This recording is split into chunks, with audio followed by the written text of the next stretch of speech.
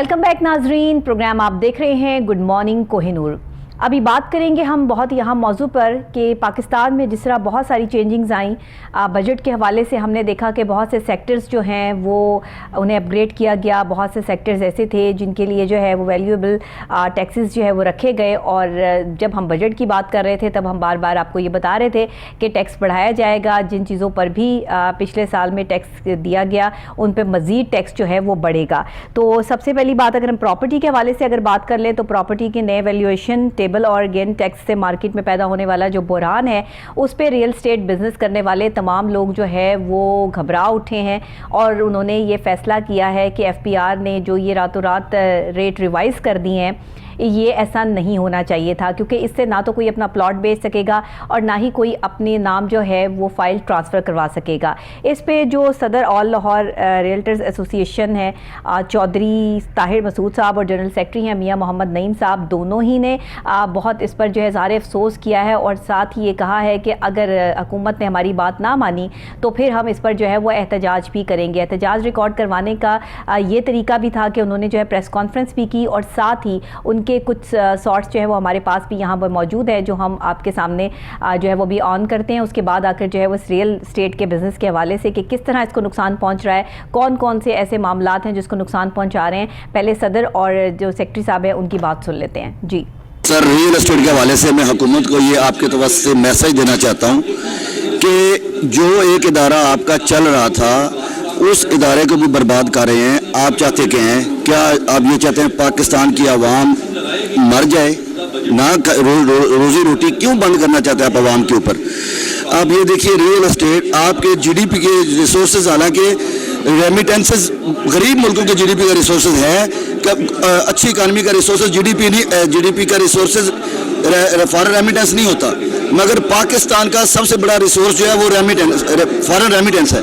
और foreign remittance का तकरीबन आप कह लें 70% जो रेमिटेंस आती है वो रियल एस्टेट के अंदर आती है। अब बिस्मिल्लाहिर्रहमानिर्रहीम, हमारे मुतालबा सिंपल से हैं कि रियल एस्टेट जो हमारा सनत है ना, इसको खुदा के लिए चलने दिया जाए। पाकिस्तान में इस टाइम कारोबार के हालात, माशी हालात आपके सामने हैं। अगर ये सनत रियल एस्टेट की चल रही है इसको चलने दिया जाए। वहाँ आजकल आपके मुल्क में पहले बेरोजगारी अरूज पे है, महंगाई अरूज पे है, तो बेरोजगारी को वाहिद ये इदारा है जो बेरोजगारों को एक रोजगार फराम कर रहा है। तो खुदा के लिए इसको रोका ना जाए। और जो ट्रांसफर फीसिस की मुद में जो टैक्स लगाए गए हैं, गेन टैक्स और जो स्टाम्प ड्यूटी बढ़ाई गई है, मेरी हुकूमत से मुतालबा रिक्वेस्ट है कि उसको फूड जो वापस लिया जाए। देखा आपने किस तरह गेन टैक्स और स्टाम्प ड्यूटी जो है वो बढ़ा दी गई है, जिस पर रियल स्टेट का बिजनेस करने वाले तमाम लोग ही जो है वो परेशान हो चुके हैं। वो कहते हैं कि पाकिस्तान का एक बड़ा हिस्सा और ओवरसीज़ पाकिस्तानी जिस तरीके से रियल स्टेट में अपना हिस्सा डालते हैं, पाकिस्तान का 70% हिस्सा जो है वो रियल स्टेट करता है। और रियल स्टेट के बिजनेस को अगर नुकसान पहुँचाया जाएगा या इसमें मज़ीद टैक्स बढ़ाए जाएंगे, मज़ीद फीस वसूली की जाएगी, तो इससे लोगों के लिए प्लॉट ख़रीदना, घर बनाना और कंस्ट्रक्शन का बिजनेस करना जो है वो मुश्किल तरीन हो जाएगा पाकिस्तान में। अब ये सूरत हाल जिस तरफ रुख मोड़ गई है उस तरफ बात तो ज़ाहिर है कि एहतजाज पे जाती है या बात तो अपनी बात मनवाने पे जाती है। लेकिन हुकूमत ने जो ये फैसला किया, क्या सोच समझ कर किया? और हुकूमत का ये फैसला जो है वो अगर ना तो सदर ऑल लाहौर रियल्टर्स एसोसिएशन मानते हैं और ना ही जनरल सेक्रेटरी मानते हैं, तो फिर अब आगे जाकर रियल स्टेट के बिजनेस को किस तरीके से संभाला मिलेगा और किस तरीके से जो टैक्स लगाए गए हैं उसमें कमी वाक़या होगी? क्या मिल बैठकर ये टेबल टॉक हो सकती है? इस पर हमारे रिपोर्टर हमारे साथ मौजूद हैं उमैर जट, जो आपको इसकी तफसीलात भी बताएंगे और साथ ही ये भी बताएंगे कि क्या हुकूमती कोई वफ़द जो है वो रियल स्टेट का बिज़नेस करने वाले लोगों के साथ जो है वो कोई मुशावरत रखता है, कोई आगे आने वाले टाइम में जो है वो कोई बातचीत हो सकती है। अस्सलाम वालेकुम उमैर। वालेकुम सलाम डॉक्टर साहब, बहुत शुक्रिया आपका। आपने हमेशा अवामी मसाइल के ऊपर जो है वो बात की है और आपके प्रोग्राम के तवसल से ही काफ़ी अवामी मसाइल हल भी होते हैं। आज भी आपने एक बहुत मेन और अहम इशू के ऊपर जो है मुझे बोलने का मौका दिया है जी। तो इसमें यह है कि देखें, जो लाहौर रियल एस्टेट एसोसिएशन के अहदेदारान हैं, इन्होंने गुज़िश्ता रोज़ प्रेस कॉन्फ्रेंस भी की और इन्होंने तहफ़्फ़ुज़ात का इजहार किया जो कि एफबीआर की जानिब से गेन टैक्स और स्टाम्प पेपर के ऊपर जो टैक्स लागू किए हैं उनको रेट्स जो है वो इन्होंने अप कर दिया है और काफ़ी ज़्यादा रेट इसके जो है ना वो बढ़ा दिए हैं, जिसकी वजह से जो प्रॉपर्टी का बिजनेस करते हैं लोग ना तो वो प्रॉपर्टी का बिजनेस उस तरह से कर पाएंगे। और दूसरा जो है वो उसमें ये भी चीज़ देखने में आ रही है कि इनमें वो ना तो अगर किसी बंदे ने अपनी फाइल ट्रांसफ़र करवानी है उसके भी चार्जेस उन्होंने बढ़ा दिए हैं, अगर सेल परचेज करनी है उसके भी चार्जेस बढ़ा दिए हैं। तो इस सारे चीज़ का जो इफेक्ट है वो प्रॉपर्टी के जो रियल एस्टेट का बिजनेस है, आपको पता है पाकिस्तान में जो है वो रियल एस्टेट का बिजनेस खास तौर पर शहर लाहौर में जगह जगह पे आप देख रहे हैं सोसाइटियाँ भी बनती हैं और कंस्ट्रक्शन का भी काम होता है, तो इसमें काफ़ी ज़्यादा जो है ना वो नुकसान होगा। जाहिर बात है जो इन्वेस्टर हज़रात हैं, जो बिजनेसमैन हैं, वो प्रॉपर्टी का बिजनेस करते हैं, अगर ये चीज़ें उनकी यानी कि पहुँच से दूर हो जाएंगी, रेट्स इतने बढ़ जाएंगे। अच्छा देखिए ना कि हमारे जो पाकिस्तानी बाहर बैठे हैं वो भी तो पाकिस्तान में ज़मीनें या घर इसी तरह से जो है वो खरीदते हैं बनाते हैं कि यहाँ पे कंफर्ट प्राइस में जो है वो मिल जाती है, ज़्यादा टैक्स उनको नहीं देना पड़ता। और अगर ये टैक्स जो है वो इसी तरह बढ़ता रहा और रातों रात इसमें इजाफा होता रहा तो फिर तो हर शख्स के लिए जो है वो आज के दौर में घर बनाना मुश्किल तरीन तो हो ही चुका है, लेकिन नामुमकिन तरीन जो है वो ये ना हो जाए कहीं। तो इस पर कोई हुकूमती वफ्द जो है वो कोई मुलाकात करेगा इन लोगों से, आगे इनका लाए अमल क्या है? आपकी किसी से बात हुई? जी बिल्कुल डॉक्टर साहब, हमारी बात हुई है इनके सदर से, सेक्रेटरी से, इनके इसके अलावा भी इनकी तंजीम के काफ़ी अहदेदारान से हमारी बात हो चुकी है। उनका यही कहना था कि जब तक हुकूमत FBR को इस चीज़ पर कायल नहीं करती कि जो रेट्स उन्होंने गेन टैक्स और दूसरा ये जो स्टाम्प पेपर के ऊपर टैक्स रेट्स बढ़ा दिए हैं, रातों रात इजाफा कर दिया है बगैर इनसे मुशावरत किए हुए।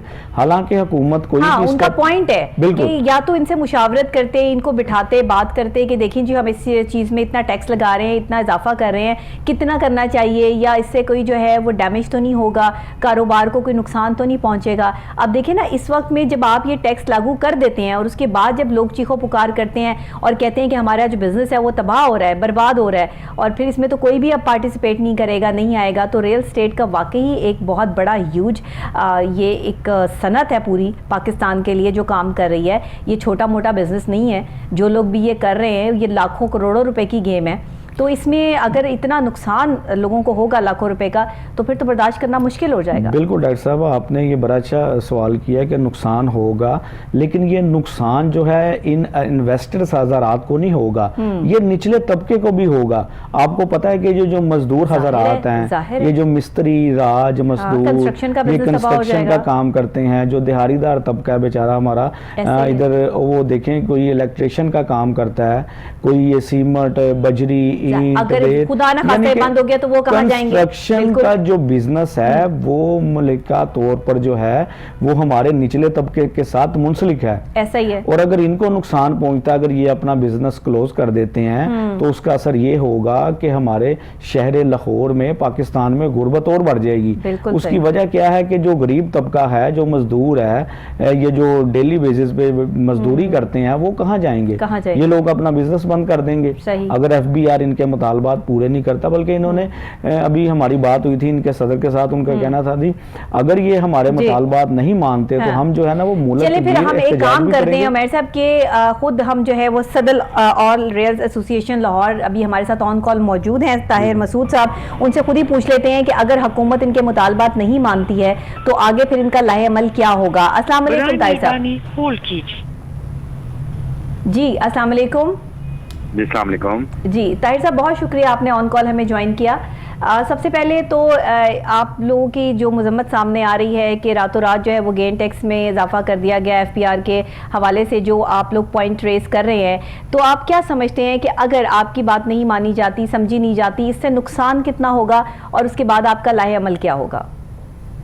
सबसे पहले तो बहुत शुक्रिया जी, आप लोगों ने हमें मौका दिया कोहिनूर चैनल ने कि हम अपने जज्बात हैं वो आवाम तक पहुंचा सकें और जो आने वाला उन तक पहुंचा सकें। देखिए हम लोग एक महज़ब कम्युनिटी से ताल्लुक रखते हैं, तमाम पढ़े लिखे लोग हैं। बिल्कुल सही। हमारा पहला स्टेप तो यही है कि हम लोग कम्युनिकेशन अपने जब भी हाई एप्सन से कर रहे हैं और बैकडोर के ऊपर भी तमाम चीजें चल रही हैं और के मामला ये जो हैं आपस में बाहमी गुफ्तशनीत से ही हल हों ताकि दोनों के लिए विन विन सिचुएशन हो। लेकिन अगर गवर्नमेंट ने ये ठान ही लिया कि इस इंडस्ट्री को बंद करना है ऑब्वियसली, तो फिर हमारे पास तो फिर एक ही रास्ता आ जाता है जो वो एहतजाज का है, जो कि हमारा जमहूरी हक भी है। सही तो हम कोशिश यही कर रहे हैं पहले स्टेप के ऊपर कि गवर्नमेंट के लोगों को बताया जाए कि टैक्सेस की रेशियो कम करने से बिजनेस बढ़ेगा। जब बिजनेस बढ़ेगा तो ऑब्वियसली जो अमाउंट है या जो क्वांटिटी है ट्रांजैक्शन की वो भी बढ़ेगी और गवर्नमेंट को भी ज्यादा पैसे आएंगे। बिल्कुल सही। जब आप टैक्सेस बढ़ा देंगे, अमाउंट ज्यादा चली जाएगी, ट्रांजैक्शन बिल्कुल कम हो जाएंगी, तो उससे दोनों को नुकसान है, दोनों मेरे ख्याल में नुकसान में है। और टैक्सेस की रेशियो नीचे करने से मेरे ख्याल में दोनों विन विन पोजीशन में चले जाएंगे, पैसे ज्यादा मिलेंगे और जो हमारी कम्युनिटी है उन लोगों की ट्रांजैक्शन बढ़ जाएंगी। बिल्कुल सही। अच्छा ये बताइएगा कि आपने एक प्रेस कॉन्फ्रेंस तो कर डाली है, लेकिन अभी तक आपसे किसी हुकूमती वफ्द ने मुलाकात की, कोई हुकूमत की तरफ से कोई बातचीत के लिए, टेबल टॉक के लिए आपसे जो है वो आया, या अभी तक जो है वो सन्नाटा छाया हुआ है? नहीं, ये भी हमारे जो पाकिस्तान फेडरेशन है उनके लोग तो मिफ्ता इस्माइल साहब से मिले हैं, लेकिन लाहौर के लेवल पे भी हमसे कोई रास्ता नहीं किया गया। अच्छा। तो हमने अपनी उसमें डेडलाइन में 10 दिनों का टाइम दिया है, अगर वो नहीं देंगे तो हम अपनी लाहौर फेडरेशन की पूरी मीटिंग कॉल करेंगे और उसमें अगला लाए अमल इंशाल्लाह वो भी प्रेस कॉन्फ्रेंस के लिए डेट अनाउंस करेंगे जिस दिन हम प्रोटेस्ट करने जाएंगे इंशाल्लाह। ठीक है। अच्छा। तो ये आपसे मुशावरत किए बगैर सारा जो है वो मामला हो गया, किसी ने आपसे पूछना? यही तो सबसे बड़ा अलमिया है कि इस मुल्क का, कि आप देखें कि जो मेन स्टेक होल्डर है उसको आपने मुशावरत में नहीं रखा सही। और आपने इतने बड़े डिसीजन कर दिए हैं। और अगर मुशावरत में रखते तो ऑब्वियसली कुछ बातें हम उनकी मान जाते, कुछ वो बातें हमारी मान जाते, उससे काफी चीजें बेहतर हो जाती। उमेर आपको सवाल करना चाह रहे हैं? जी बिल्कुल। ताहिर मसूद साहब, अस्सलाम वालेकुम, कैसे हैं आप? जी वालेकुम सलाम जी। अच्छा मुझे ये बताइएगा कि जरा हमारे नाज़रीन को बता दें, ये रियल एस्टेट का जो बिजनेस है वो हमारे मजदूर तबके के साथ भी मुंसलिक है। अगर आप इसको वाइंड अप करते हैं या एहतजाज की सूरत में आप इसको अपने बिजनेस को खत्म करने जाएंगे तो उसमें जरा बता दें कि इसका नुकसान पाकिस्तान भर में मजदूर तबके को किस लेवल पे होगा? बिल्कुल जी सर। देखें ये जो हमारा बिजनेस है ना, इसमें उमर भाई ये तकरीबन 38 इंडस्ट्रीज के साथ लिंक करता है। बिल्कुल ठीक। जिस बंदे ने भी इन्वेस्टमेंट करनी है उसने कंस्ट्रक्शन करनी है, कंस्ट्रक्शन होती है तो जिस तरह आपने कहा है उसमें मजदूर, मिस्त्री और फिर वो तमाम लोग जो वॉशरूम फिटिंग्स में जो इलेक्ट्रिसिटी में इन्वॉल्व होते हैं वो तमाम मजदूर तबका आता है और प्लस 38 इंडस्ट्रीज हैं जो इसके साथ चलती हैं। सही। और अगर आप मेरा रेशियो लेट से मैं एक घर बनाता हूँ जिसमें मुझे 20-25 लाख रुपया बचना है, या अगर मैं 10 मरले में जाता हूँ मुझे 35 लाख बचना, गवर्नमेंट मुझसे 20 लाख रुपया टैक्स की मद में ले लेगी। सही। तो मुझे क्या जरूरत है कि मैं 4-5 महीने में मतलब स्ट्रगल भी करूँ और अपना जो भी है चीजों के लेकर आखिर में आके मैं 10 लाख के लिए इतनी 3-4 महीने की मैं अपनी अमाउंट भी ब्लॉक करूं और उसमें स्ट्रगल करूं। अब उससे क्या हो क्या रहा है? फ्लाइट ऑफ कैपिटल हो रहा है, लोग दुबई में, तुर्की में और सिर्फ अपनी इन्वेस्टमेंट लेके जा रहे हैं जी। सबसे बड़ा जो हमारा सरमाया वो ओवरसीज पाकिस्तानी है जिनको इन्होंने उनका ट्रस्ट है वो शेक कर दिया और वो लोग यहाँ पे पैसे भेजने को तैयार नहीं है। सही सही। और आपको पता है जाहिर बात है कि 70% अगर ये सनत जो है वो पाकिस्तान में स्टैंड कर रही है, ओवरसीज पाकिस्तानी यहाँ पर जो है वो घर बना रहे हैं इसी वजह से कि यहाँ टैक्स जो है वो कम्फर्ट था। आज से पहले कम्फर्ट था, अब तो नहीं कहूँगी कि कम्फर्ट है, क्योंकि जाहिर है कि आप लोग जो है वो एहतजाज की कॉल देने वाले हैं अगर आगे ये मुशावरत जो है वो नहीं कामयाब होती। तो आप क्या समझते हैं कि आने वाले टाइम में अगर यही सिचुएशन रहती है तो फिर लोगों के लिए कितना मुश्किल क्रिएट हो जाएगी और फिर लोगों को क्या करना चाहिए और आपके अपने जो सेटअप है उसमें आप क्या करने वाले हैं?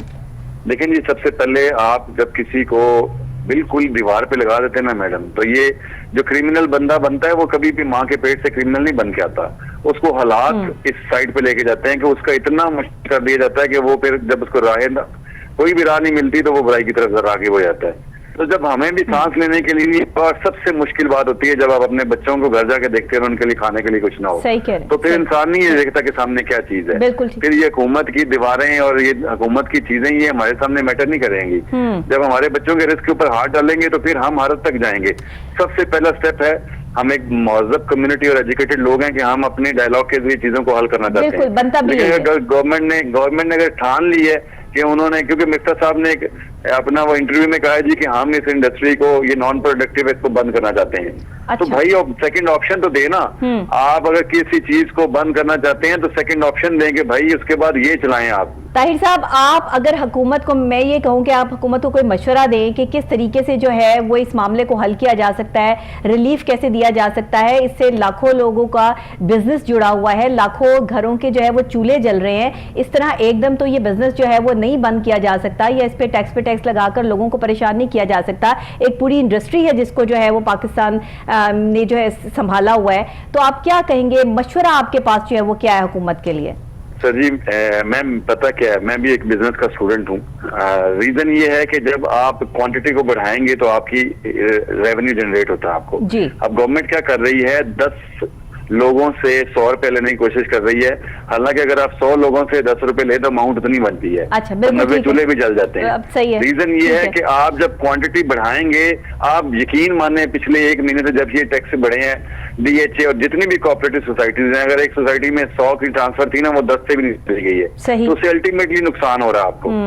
आप नुकसान में जा रहे हैं, एक तो मजदूर आदमी भी नुकसान में जा रहा है, और उसके अलावा जो हमारे जो लोग हैं वो भी नुकसान में है। मतलब हमारी जो कम्युनिटी है वो नुकसान में है, और गवर्नमेंट भी नुकसान में है। ये मामला हल कैसे हो सकता है?